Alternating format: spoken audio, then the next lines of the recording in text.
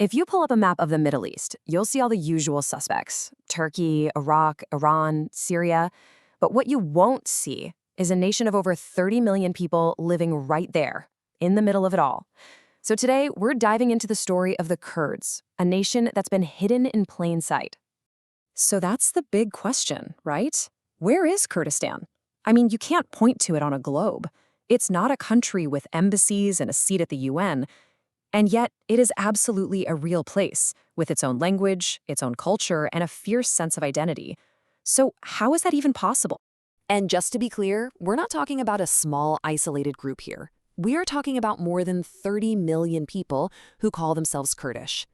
To put that in perspective, that's a population larger than the entire continent of Australia or all of Scandinavia combined.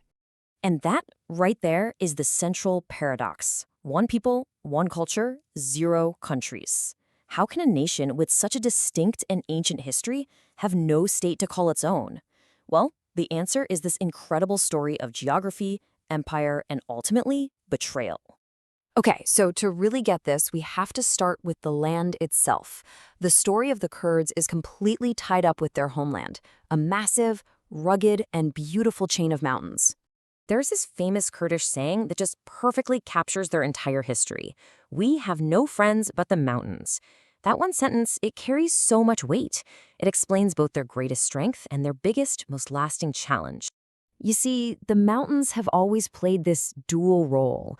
On the one hand, they were a fortress, protecting the Kurds from invading empires and allowing their unique culture to survive for centuries.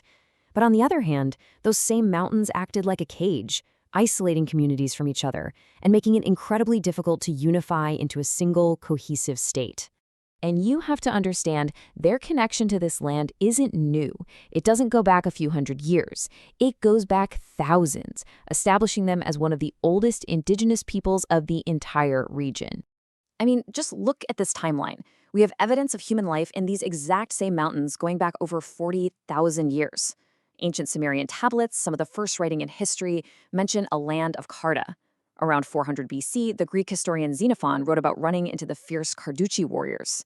And many Kurds trace their ancestry all the way back to the Medes, a powerful empire that was thriving here over 2,500 years ago.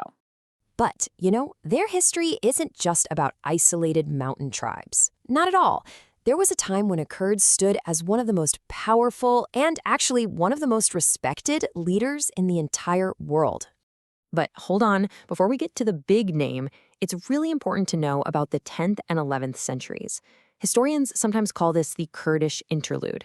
During this period, several powerful Kurdish dynasties, like the Marwanids and the Shaddadids, rose up. They built cities, they supported the arts and sciences. It was a real cultural golden age. And then came Saladin. Born into a Kurdish family, he rose through the ranks to unite huge swaths of Muslim territory. In 1187, he famously defeated the Crusader armies and retook Jerusalem. But what really made him a legend, respected even by his enemies, was his character, his honor, his chivalry. To this day, he is an immense source of pride for the Kurdish people. So, after this incredible high point, the whole geopolitical landscape shifts dramatically. The Kurdish homeland finds itself in, well, the worst possible position, stuck right in the middle of two massive rival empires. Okay, so picture this. By the 16th century, you've got the two great powers of the day, the Sunni Ottoman Empire in the west and the Shia Safavid Empire in the east. And they are locked in this epic struggle. After a huge battle in 1514, Kurdistan becomes the literal frontier, the volatile buffer zone between them. For a while, local Kurdish rulers got pretty good at playing the empires off each other to keep some autonomy. But really, they were just pawns in a much bigger game. And that brings us to the 20th century. This is it. This is the single most important moment in modern Kurdish history. This is where the answer to our question, where is Kurdistan, gets forged in fire and betrayal. So after World War I, the Ottoman Empire collapses. And for a moment, just a moment, there was this incredible hope. The 1920 Treaty of Sevres actually had a clause in it that proposed creating an independent Kurdish state. It was on the table. But just 3 years later, poof, gone. The Treaty of Lausanne completely erased it. Why? Well, because the great powers had other plans. The British wanted the oil-rich lands of Mosul, so they attached them to their new creation, Iraq. The French wanted to secure their influence in Syria, and a new powerful Turkish republic simply refused to be carved up. The dream of Kurdistan was sacrificed for oil and geopolitics.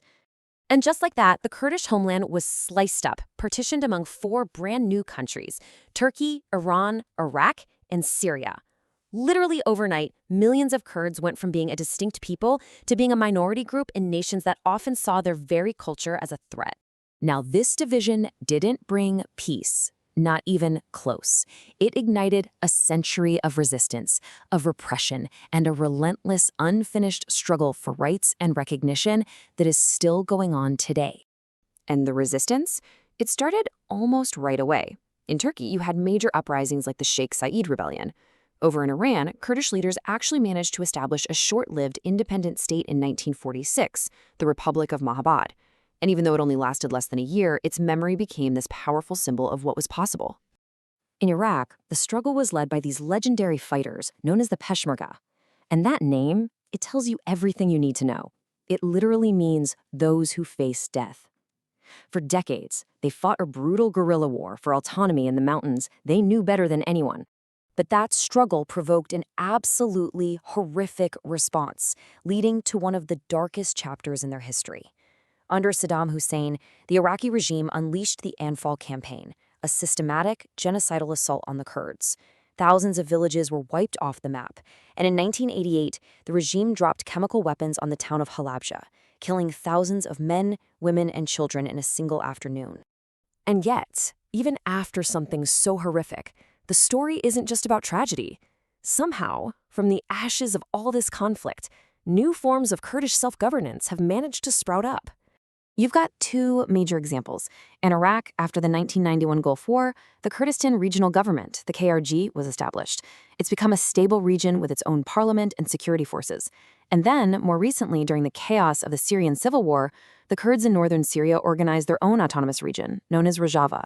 Built on these radical ideas of direct democracy and gender equality, they became an absolutely crucial ally in the global fight against ISIS.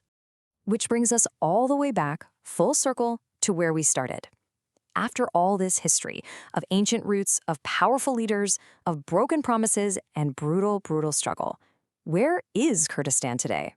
The answer, after everything we've seen, is that Kurdistan isn't something you can find on a map. It doesn't have official borders you can cross. Kurdistan exists in the mountains. It exists in the language, in the music, in the culture, and, more than anything, it exists in the spirit of its people. It is not a country defined by borders, but a nation defined by an absolutely unbreakable resilience.